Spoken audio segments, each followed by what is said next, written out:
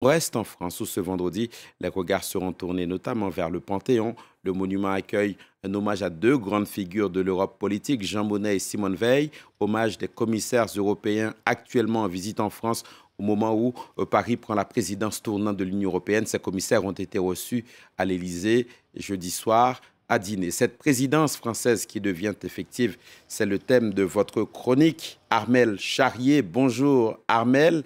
Emmanuel Macron s'est toujours présenté comme profondément europhile, on connaît ses chantiers, mais s'il y en avait un qui serait inratable, incontournable, quel serait-il, Armel?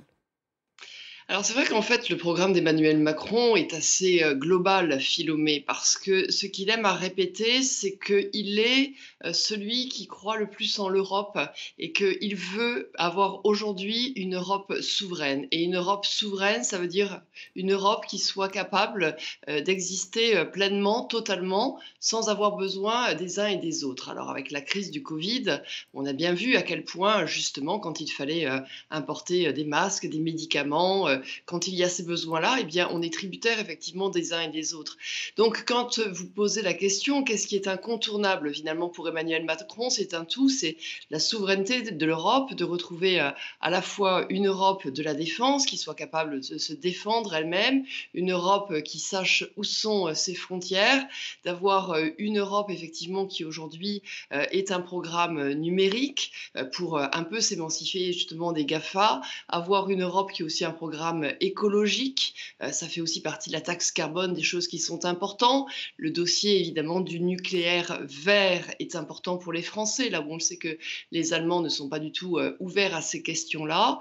Et puis, dernier point qui lui est important, c'est qu'il veut aussi une Europe plus sociale, avec l'idée de mettre en place aujourd'hui un salaire européen en quelque sorte. Alors ça fait beaucoup de chantiers qui sont très louables par la parole, qui nécessitent beaucoup de temps, évidemment, si on veut les mettre en application. Armel, cette présidence coïncide avec la campagne présidentielle en France. Est-ce que cela va constituer un frein à l'action d'Emmanuel Macron? En d'autres termes, comment mener ces deux agendas pour gagner ou à tout le moins ne pas perdre? Et oui, c'est en fait certainement, ce qui est le handicap du président français, c'est qu'il est le président de l'Europe, ce titre qu'il attendait tant, à un moment donné où il ne va pas pouvoir complètement s'y consacrer.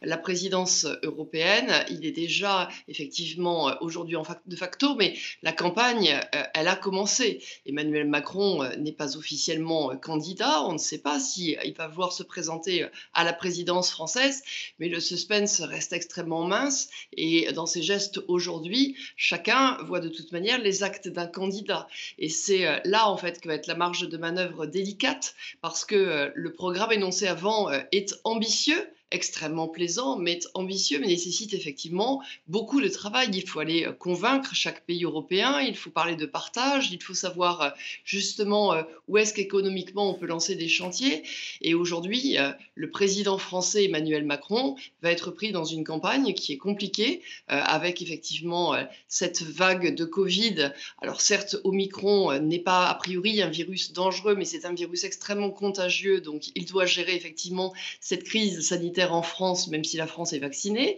Et puis derrière, toutes les questions très tendues qu'on a vues avec différents candidats, dont des extrêmes qui règlent des comptes aujourd'hui avec Emmanuel Macron.